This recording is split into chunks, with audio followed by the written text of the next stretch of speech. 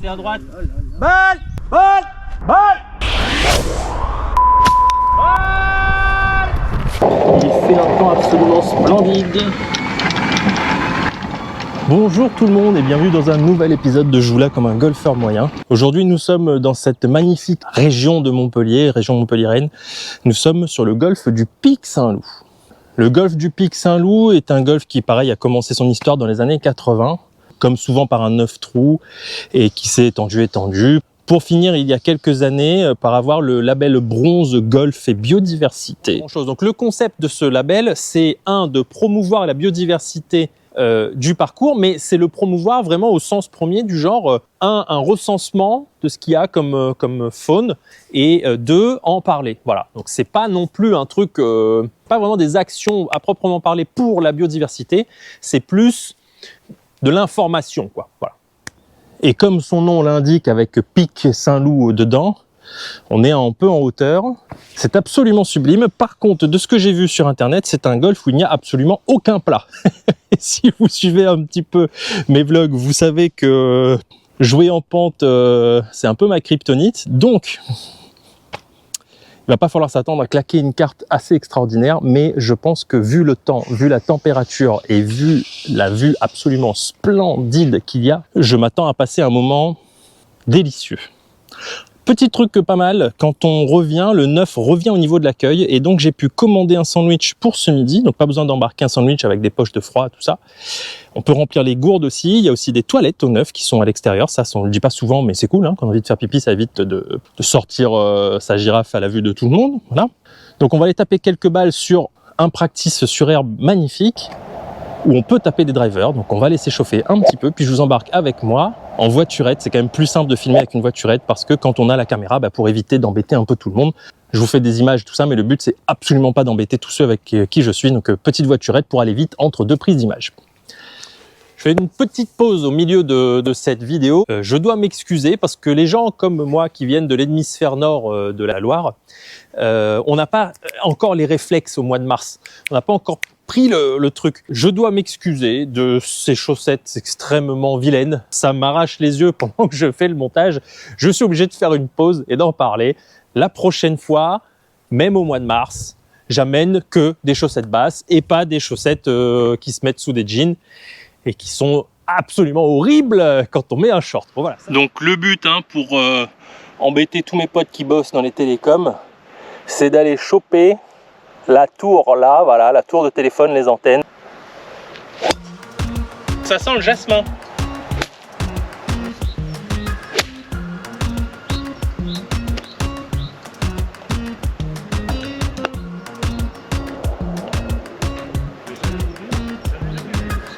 « 157.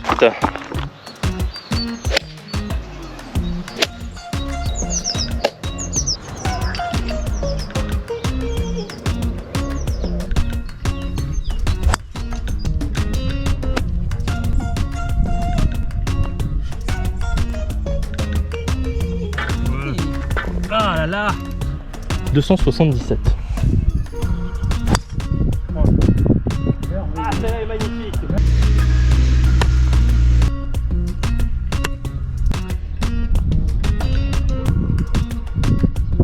Oui. 50 là sur le green.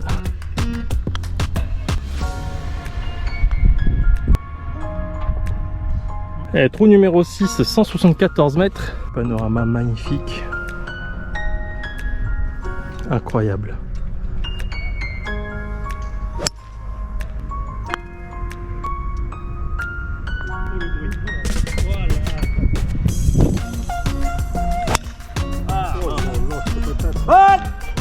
Bon, j'étais sur le fairway d'à côté donc j'ai pas embêté les gens, j'ai pas sorti la caméra et je viens de faire le coup de recovery de l'espace de l'année. Je pars d'ici, je suis juste avant le green. Je suis extrêmement content. Alors le 8, 320 mètres. C'est absolument magnifique aussi celui-là.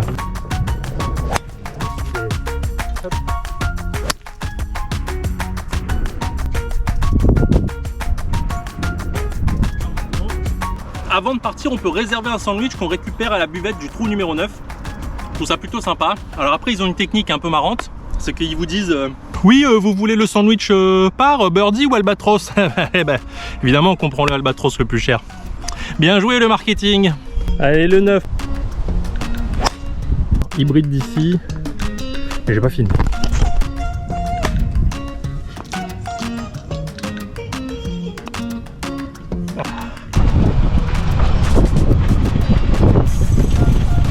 Trou numéro 10, 308 mètres.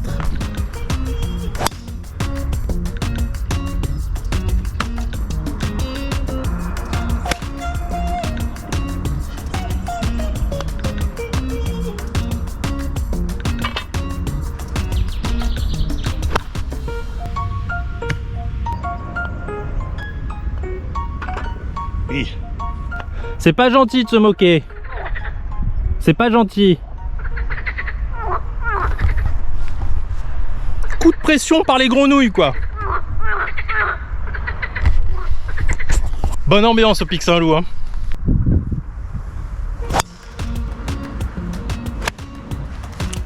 Ça ressemble pas à un green en régulation, ça?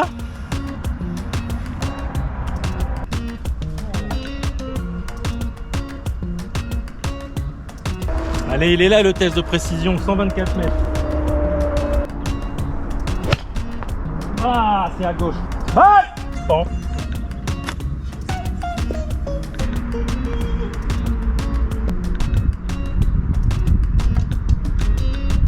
Est-ce que ce serait pas lui le trou signature? 450 mètres.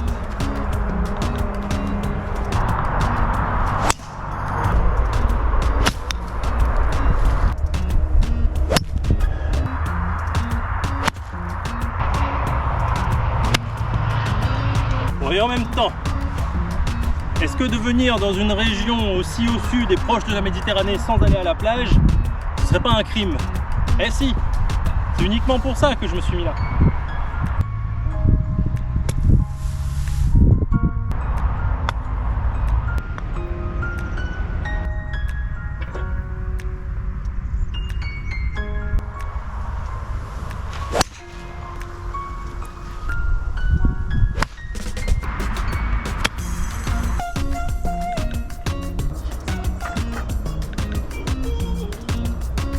Fer 5, je suis un autre homme. Maintenant, je n'ai plus peur de jouer ce fer 5 et j'utilise la méthode Koé. Voilà. Après, ne pas avoir peur n'empêche pas de gratter. Et comme je suis un nouvel homme, j'ai pas peur de retaper un fer 5 même après avoir gratté le premier. Voilà, c'est ça qu'on va. On n'a pas peur du fer 5.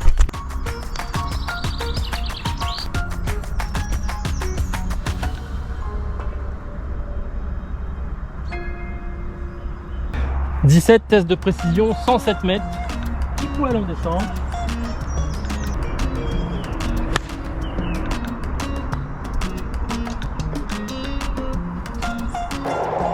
Alors que j'attends un petit peu au départ du 18, je vais en profiter pour vous faire une petite conclusion sur ce parcours. Alors là aussi, je suis obligé de faire une petite pause. C'est pas la première fois que ça me le fait. Je fais les mêmes manœuvres que d'habitude, mais la GoPro, parfois, décide de rebasculer sur le micro de la caméra et pas là-dessus. Donc j'ai déjà eu le cas avec l'essai du Callaway, où j'ai dû pousser tous les potards à fond pour essayer d'avoir qu'on entende quelque chose. Donc là aussi, encore une fois, petite déception. Donc il va falloir que je fasse la conclusion en soit voix off, soit en... de retour dans la grisaille et la pluie, quoi. Je dirais que le parcours n'est pas piégeux. Attention, ça ne veut pas dire facile. J'ai dit pas piégeux, du moins sur les 9 premiers trous. Il y a vraiment une espèce de double ambiance. Il y a les 9 premiers, puis il y a le retour. Dans les 9 premiers, le parcours est accessible.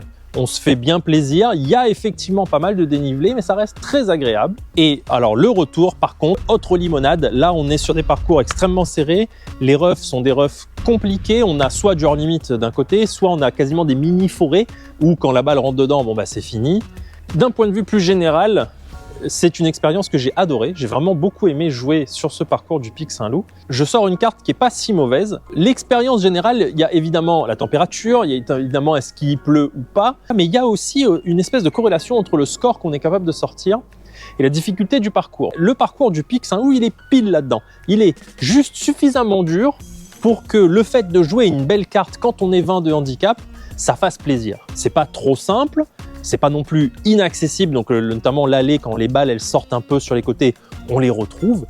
Le retour densifie un peu, donc il faut quand même avoir une carte qui n'est pas non plus complètement éclatée sur les 9 premiers.